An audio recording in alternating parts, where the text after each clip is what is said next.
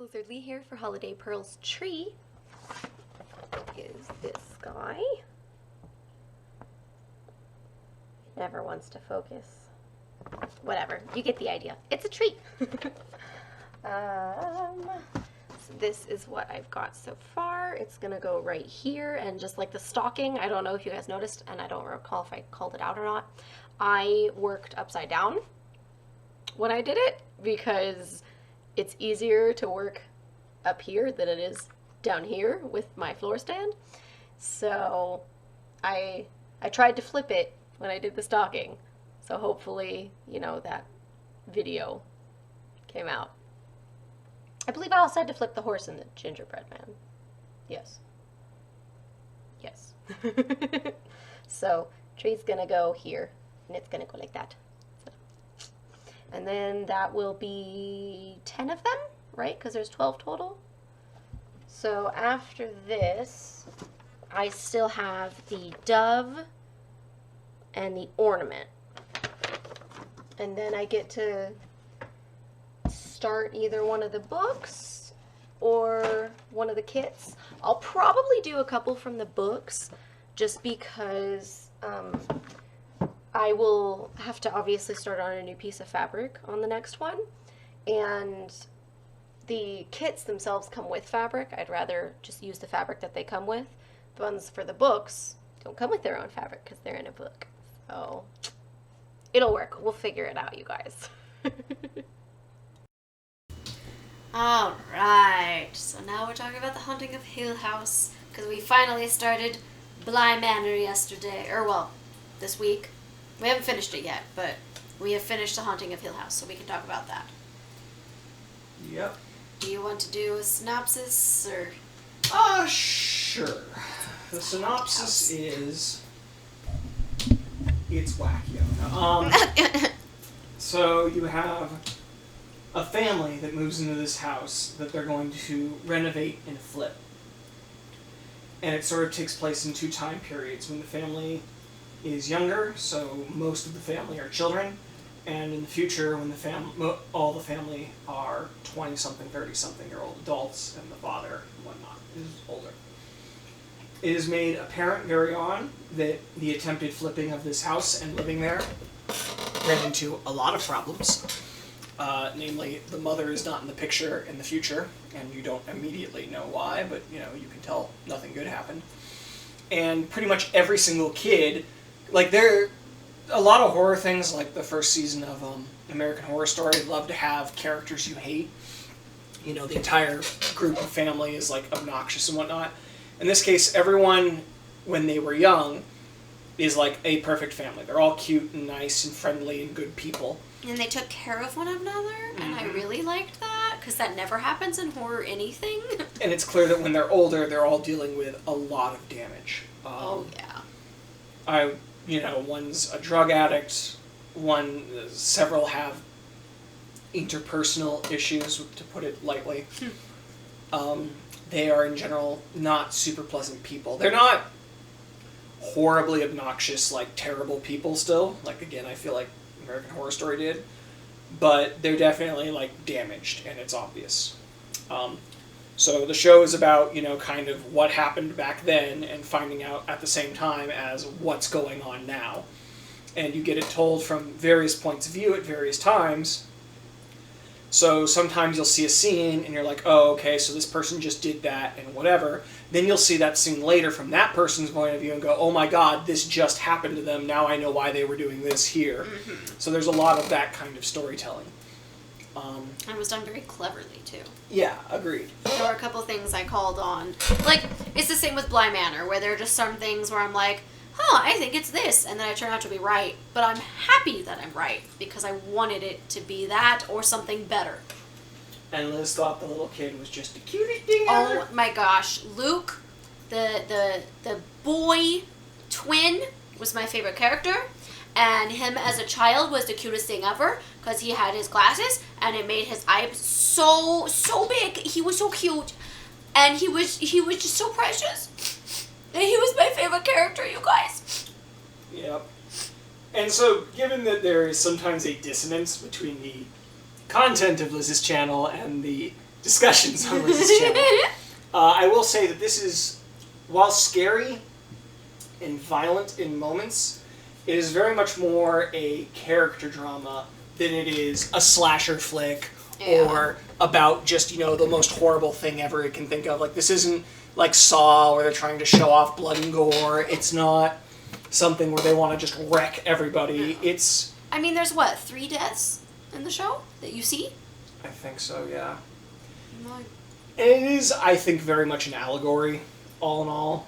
It can definitely be seen that way. I don't love when movies do allegories, especially horror movies, like The Babadook.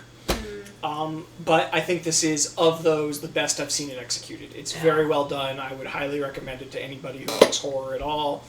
It doesn't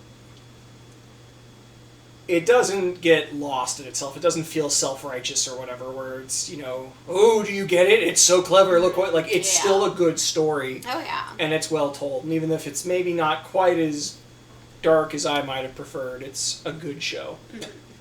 Yeah, I read recently somewhere that people were saying it was, you know, each of the kids represented a different part of the 5 stages of... Grief, yeah. Yeah, I can see that. And I was like, oh, okay, yeah. I'm like, so, let's see.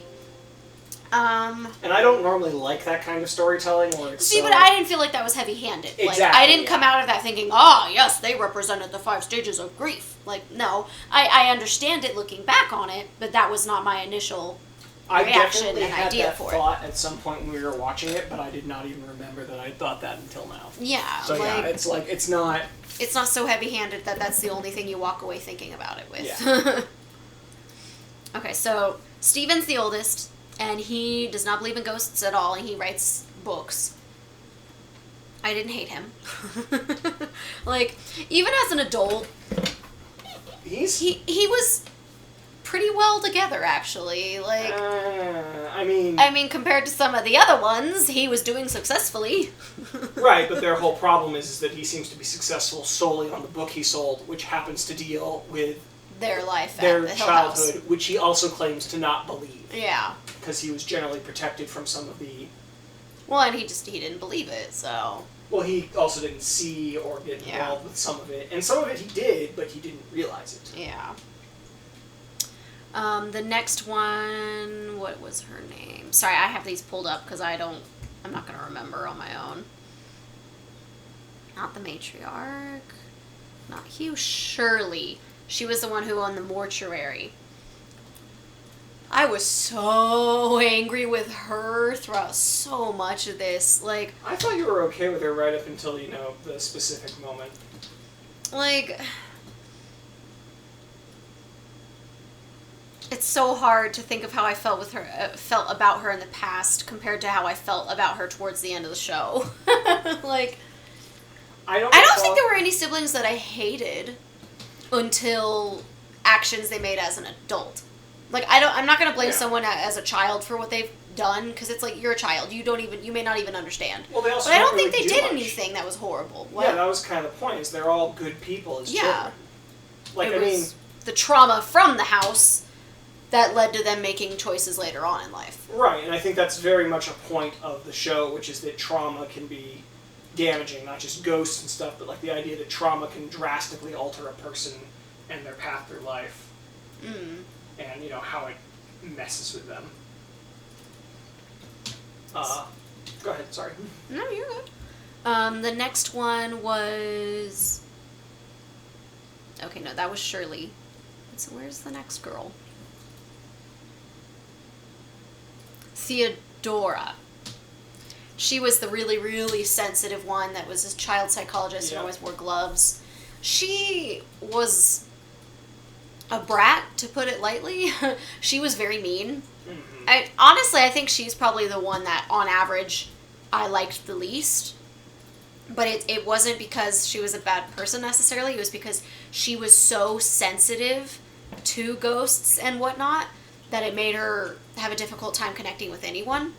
Which makes sense. Mm-hmm. Like, if she's constantly seeing ghosts, she doesn't want to be around anybody. She won't, you know, like, yeah. I got it, but I'm good.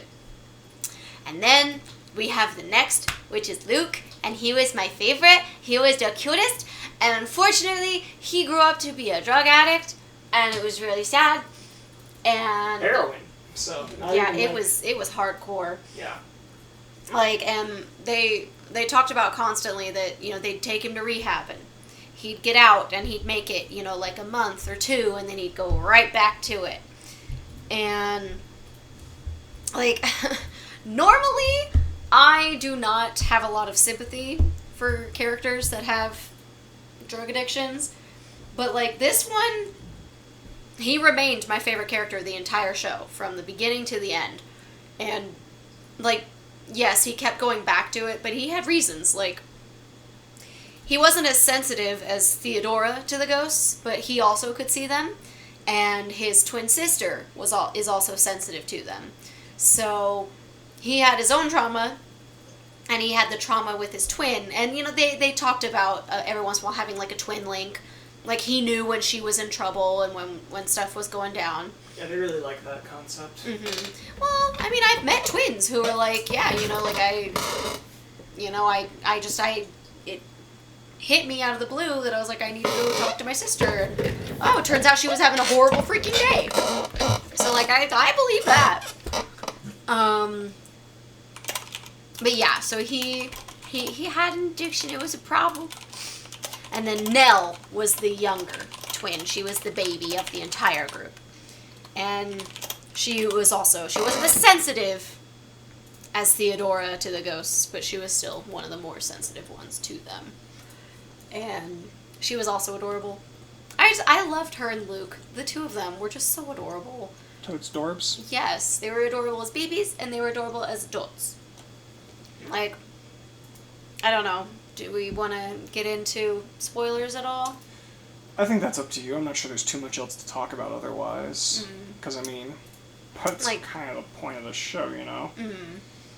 Well, if this is at all interesting, you guys should totally go watch it and mute the rest of this video. But, no, one of the things I was going to say was... It's on Netflix, for the record. Oh, yes. Netflix, it's great. Luke was my favorite. And... He got sober for a little while, he would get sober and then he'd relapse, and he'd get sober and he'd relapse. There was one day when he was, you know, clearly tripping, but his twin sister was getting married, and he made his way to where she, you know, the place where she was getting married, and he was, you know, getting ready to walk in when the oldest sister, Shirley, was like, yeah, no, you can't be here. You know, like, she doesn't want you here. You can't be here. And the twin, Nell, who was getting married, had told her, you know, like, yeah, I wish Luke could be here. Like, I want my twin to be here. And so I was really ticked. Because Luke, at least from what I saw, he never got to tell Nell, hey, you know, I tried to be there for your wedding. And that made me angry. That made me so angry. I understand that, yeah, he was high and he probably shouldn't have been there, but I believe wholeheartedly that older sister should have been like, hey, Nell, Luke is outside. He is high, but he's here. Do you want me to, like, babysit him during your wedding? Do you want me to send him away? I feel like Nell should have been told. I feel like on your because wedding even day, now, even after her wedding, she was upset that he wasn't there. She might have been told after the fact, but day of, no. Well, they didn't talk about that. I know, but day of, absolutely not. No, you should not have to deal with, like, I have some experience. If she was told, she would have the option of being like, yeah, no, send him away. But at least she would have known he tried. I think the whole point is she shouldn't need to make that decision on her wedding day. She shouldn't even have to deal with it. Like, that's the whole point, is... It doesn't matter what she says or does, because he's... Like, the whole point of him in this scene is he's clearly still a junkie. Yeah. And he's trying to do the right thing, but he's high. Yeah. And it's very clear from other scenes and that scene that he has not just been, like, a self-contained junkie, but, like, he steals from people, he wrecks things, he does stuff you should not do. And the idea that someone needs to make a decision on that and then possibly deal with the fallout from it on their wedding day is, I think, a really crummy thing. So no, I don't think she should have been told that day. especially like with how the family is. Like maybe they should have rolled the dice and let him, but I honestly don't see a problem with saying no. You're clearly not clean because he's not. It's not like it's a secret. You're not going to be here. I'll tell her you showed up later and you were still high. Like, see, but she never said that. Yeah, but there's no way she should have told her day told of. her because Nell was still upset. She never told her no, and she should have. But telling her day of, absolutely not. I think that's ridiculous that he would even show up. Like, I get it, but at the same time, it's like, especially when someone has it's like one of the happiest days of her life. Like, of course he wants to be there. Right, but he may just steal from all your guests. Like, that's they have literally established he is that level of junkie. Yes, I know. I just, like, I care about my siblings, and I want them to be at my wedding. And obviously neither of them are drug addicts, because I would beat them if they did that. But I would still want to know if they freaking tried. Like, especially if years later I'm still upset that they weren't there. Like, Also, Luke was my favorite character, so of course I'm gonna side with him. But I don't know. I think the oldest sibling, the oldest girl sibling, I think she made a lot of horrible decisions on the show. Yeah. The fact that she had to be the one to do the embalming of her dead sister. Like, no, you should absolutely have no part in that. I don't care if you think someone else won't do as good of a job. You shouldn't be doing that. I don't think it should be held in your house. Like, yes, okay, you own a, was it a mortuary? Yeah, they owned one. Which she also lived But, in. like, she lived right next door to it. The building was connected. I don't think your dead sister's body should be in your place. I'm sorry, but, like, no. And she annoyed me. You can explain why now. Well, I mean, that was part, but another thing was she, after having 2 children with her husband, she went to a convention and slept with someone else, and when Theodora is in a closet with her husband and trying to kiss him, and it was freaking clear. It was clear that Theodora was the one making moves on her husband. Alright, I don't care what anyone else says. If you watch the scene, she's all over him and he's just trying to push her away. Yes. But she was just like, how could you do... Well, no, actually, she wouldn't even talk to him. She saw that, she stormed out, and she kicked him out of the house, and she wouldn't speak to him. And that was just a kiss on the lips. But it's okay that she went to a convention and slept with someone else? No. No, no, no. And I'm really happy that her husband forgave her when she eventually told him the truth. Like, one of my favorite lines on the show was just, "You're gonna have to love me harder than you've ever loved me for the next couple of minutes." Because, like, that's what it was gonna have to be. Either he would leave her, or he'd have to love her really, really, really freaking hard to get past that. And he did. And I don't know if she deserved it, but I know that's what he wanted, so I'm happy for him. I mean, to me, it's clear she's not even remote. Like, you don't even know that she's cheated on him for certain at that point, but, like, that point confirmed the suspicion for me because... Wait, what point? When she sees him pushing the girl off. Yes. Okay, yes, I gotcha.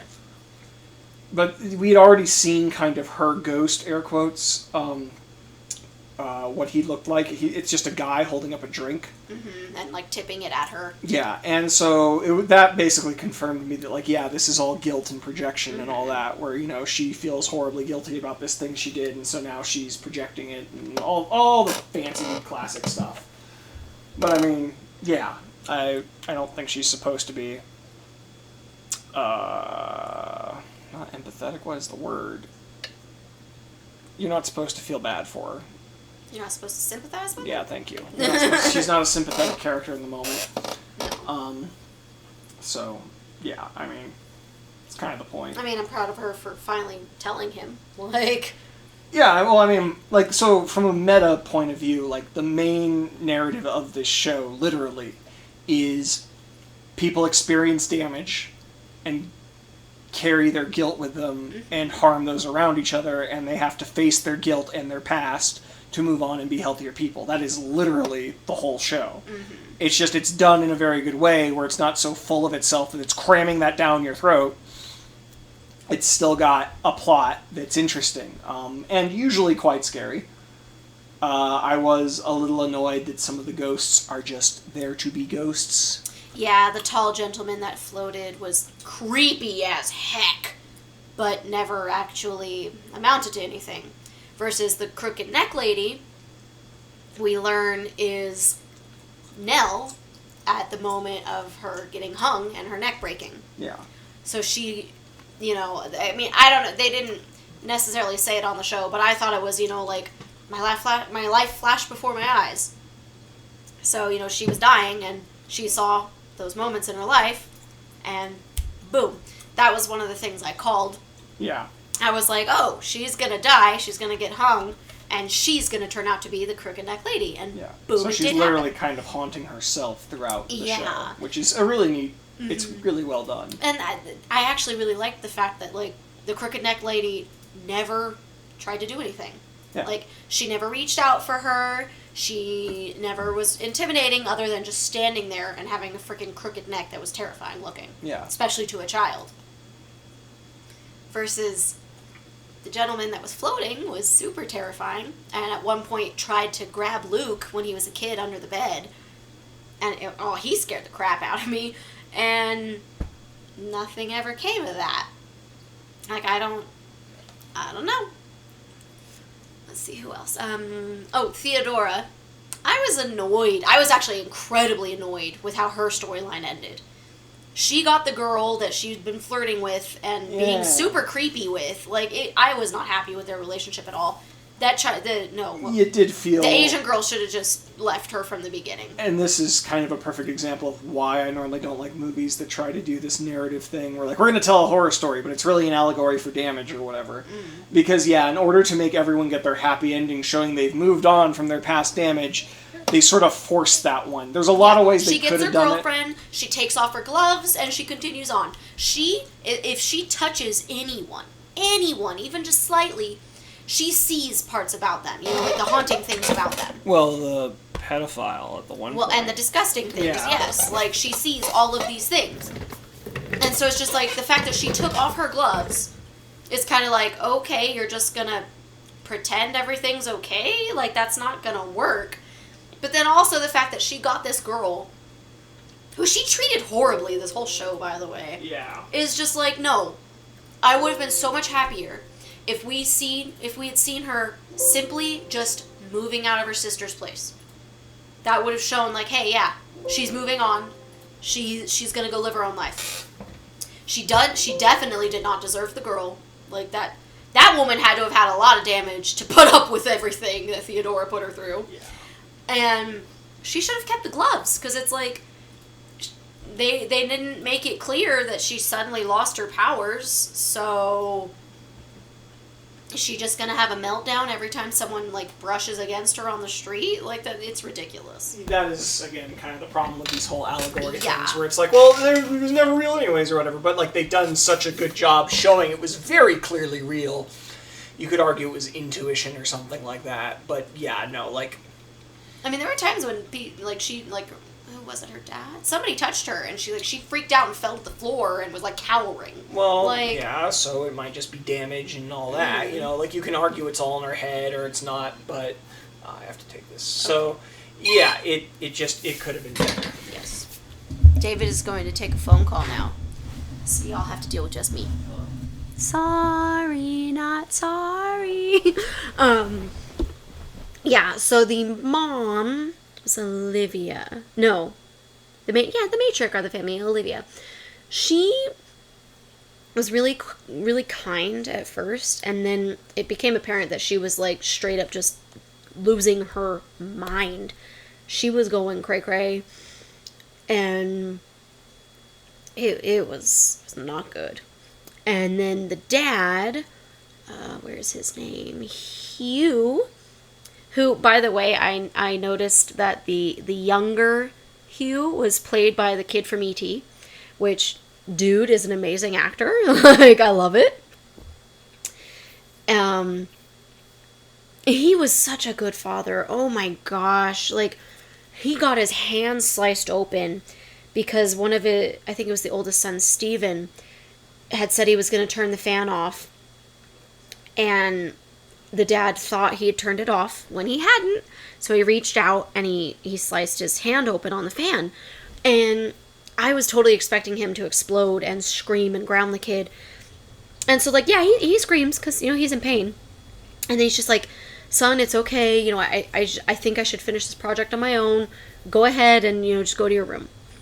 And I was just like, that was handled so maturely. I really appreciated it. Like, he showed in that moment that he was a good and caring father. You go to the future, and he's kind of estranged from all of them. He doesn't really talk to them. He doesn't hang out with them. And you see that he is kind of being haunted by the ghost of his wife. But not really in a bad way. Like, she tries to help him. She's like, you know, talk to them. You know, say this. Don't talk about that because you'll just upset her. And it was kind of sweet because it's like, you know, that good part of him was still there. It was just, you know, the whole guilt thing. They were having issues with the guilt. But so the setting, Hill House, that building was gorgeous. They had so many rooms. It was so big. I loved it. There is not much time left. So we are currently watching Bly Manor, and this is an anthology series for anyone that doesn't know. So we haven't finished it, but several of the actors from the first season are also in the second season. So far, it is the younger dad, so the one that it was an E.T., him. I believe it's the youngest daughter, Nell, is the main character in the second season. Luke is in the next season. Who else has also been there? The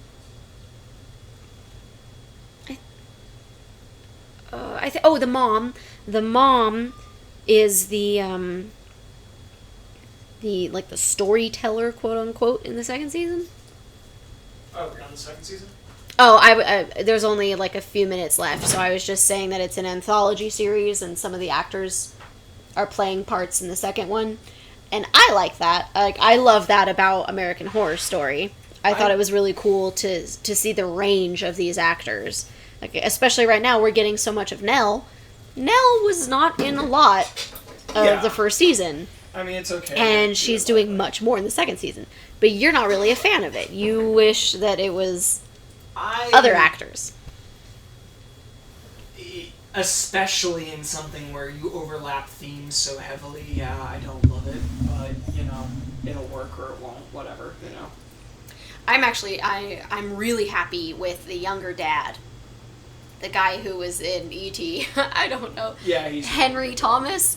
He got to show a little bit in the first season, but he is showing so much in the second season. Like, he's shown a sweet side.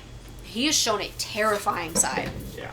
Like, there are some scenes with this guy that, like, I don't think he's made me shriek at... Well, no, he did make me scream out at one point. Yeah. He just, like, appeared, and he can put this smile on his face that is just terrifying, you guys. It was absolutely terrifying. So... Ooh. We have a little bit longer. Do you have anything else you want to add? Like, just a little bit, like 30 seconds. The show is good. You should watch it. They're both on Netflix, so if you've already got Netflix and you want to watch something, they're worth watching. Okay, well, I can't say the second season is worth watching until I finish it. It's worth watching up until, like, I don't know, 6 episodes? I don't know what we're on. I'm a little bit less thrilled with this. Well, I'm hit or miss with the second season so far, but, yeah, I still think it's worth it. I may not like it as much, but we'll see. I'm really enjoying it. I like parts of it more. I'm not sure I like the overall as much. Is that fair? Yeah, I can agree with that, yeah. The Gardener is my favorite so far on season 2, if anyone else is watching, so... And I like that. I hope she lives, you guys! Luke lived. Now the Gardener needs to live. Yeah. And that is the end.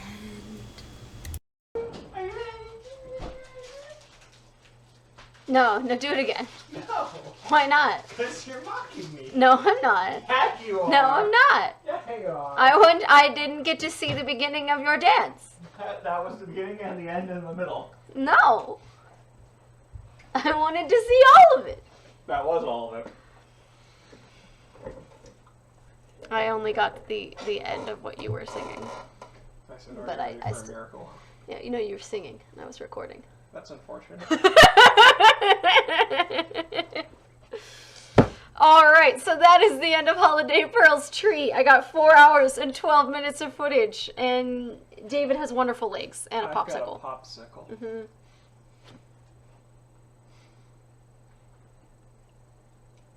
It's cold, oh my god. What did you expect? This popsicle is cold! How dare you! Send it back! Tell them how dare they! Want it to be at least room temperature. Oh my god, no, what? Yeah, no kidding. It's so cold. We call that soup. Ew. Chocolate soup? Well, syrup would be the proper term.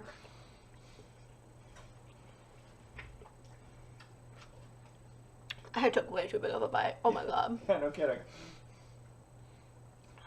My teeth are frozen now. I love the production values on your channel. Is that right? I do.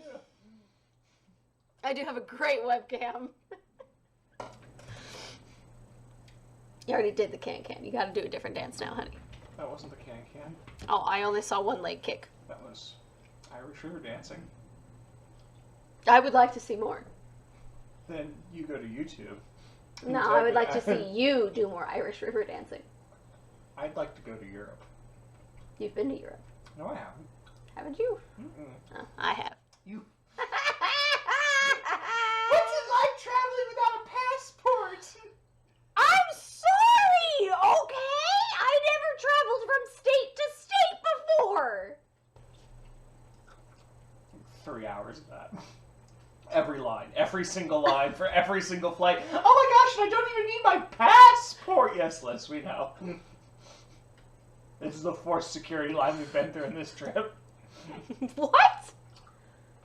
We did Vegas to Florida, Florida to Cayman? Caymans back to Florida, Florida back to Vegas.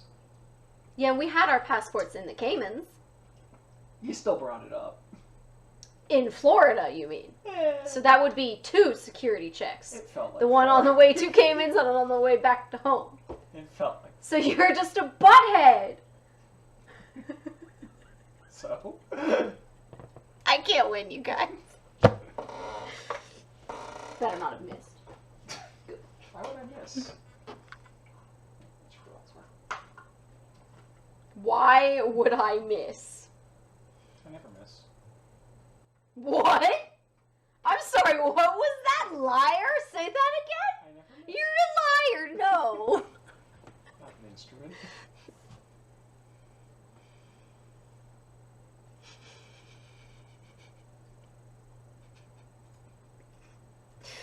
I only have 2 more of these to do. I might cross stitch tomorrow, I'm not sure. I will know tomorrow. Do you have anything to add? How's the book? We finally got back to my favorite character. And currently she's still alive. So, yay! It only took like 8 hours of listening to other characters I don't give a crap about. Ah! Are you happy now? Okay, that's not true. I like Kaladin, and I like the girl. You like rock. And he's with Kaladin, so yes. I like 2 storylines out of like 5. 3. There's more than 3. There's small side plots. Yeah, they count. When I have to listen to characters that I don't know and I don't care about, and I'd rather be listening about Kaladin or the girl. You should probably remember her name by now. Yasna is her lady boss. Lady Boss. The ward. The ward. This is my lady Her boss. name is Sa. Does it start with an S? It does. Sa. Nope. No. So. No. No. Sad. It's even better because it's not a vowel. As you... Shaw. There you go.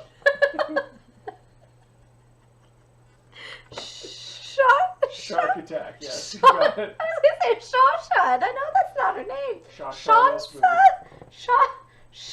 Shoshana. Shanero. I have no idea. What's her name? Shallon. Shallon? Shallon. I'm not gonna remember that. This is the issue, is like, when I'm reading, I can remember weird names that I have never heard before. But listening to them, while I'm cross-stitching, there's no connection in my brain. And Dalinar. But I don't like Dalinar, so I don't care about his storyline. Yes, but I'm trying to get you to remember their names. I'd rather remember Shaladin. Shallon. Dang it. Shallon. I'd rather remember her name first. I'm glad everyone got to witness the goldfish moment. Because I have evidence that I'm putting up with I there. could edit this. You could. I won't, but I could.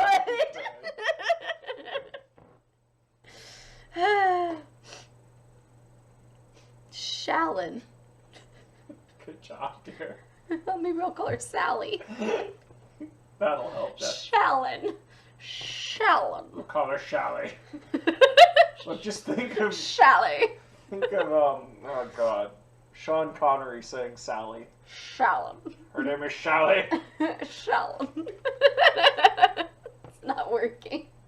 Well, I tried. I remember Kaladin because I liked Kelsier, and that's close. And the only reason I remembered Kelsier is because Calcifer is my favorite character from Howl's Moving Castle. So. And you remembered Calcifer because he's my favorite character. Of course I'm going to remember his name. And yet you can't remember Shallon when I told Rock you is twice. my favorite character. I remember Rock's name. Yeah, his name is Rock. Yeah. It is. I mean, that's the name he gives to people because they can't pronounce his name because his name is actually a poem, but... I feel I have won this argument. You would. I remember my Having favorite character's vanquished name. my opponent elegantly and with minimal labels. I had an argument with some friends recently that Beauty and the Beast is not about Stockholm Syndrome. So one of our friends that is supposed to be coming over today, don't you dare text him. He's supposed to be bringing me a paper about why it is about Stockholm Syndrome. Because I say it's not. Because Belle goes there of her own free will. She chooses to take her dad's place. She chooses to run around, like she breaks all of his rules, and he does not murder her.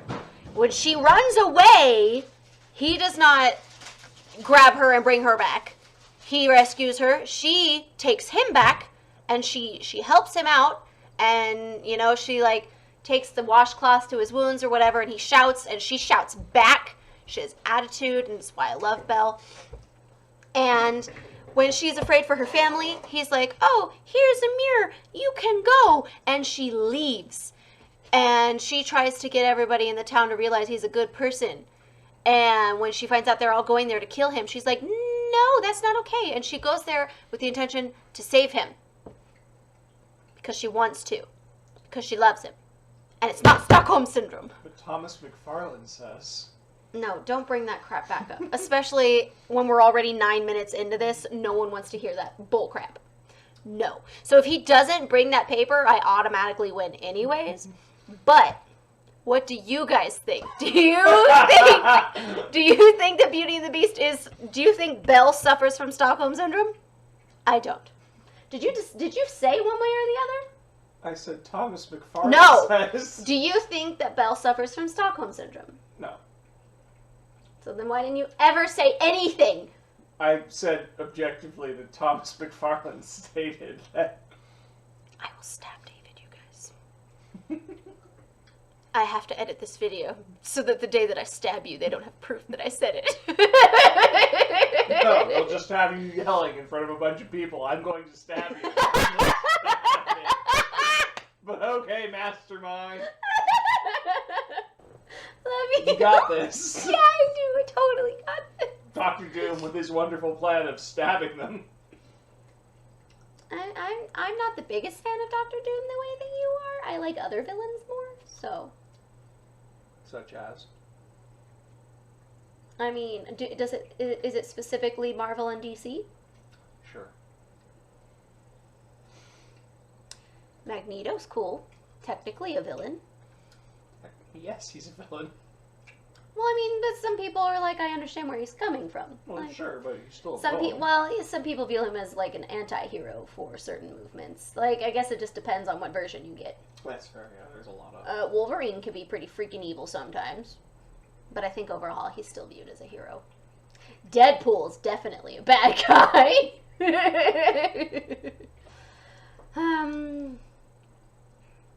A lot of people on the stab people in public plan, you'll notice. You missed! No, You missed it! I have it on camera! No, you don't. I win! You lose! Like, subscribe, share, comment, and all that jazz! I'll see you guys in the next video! I win! I win!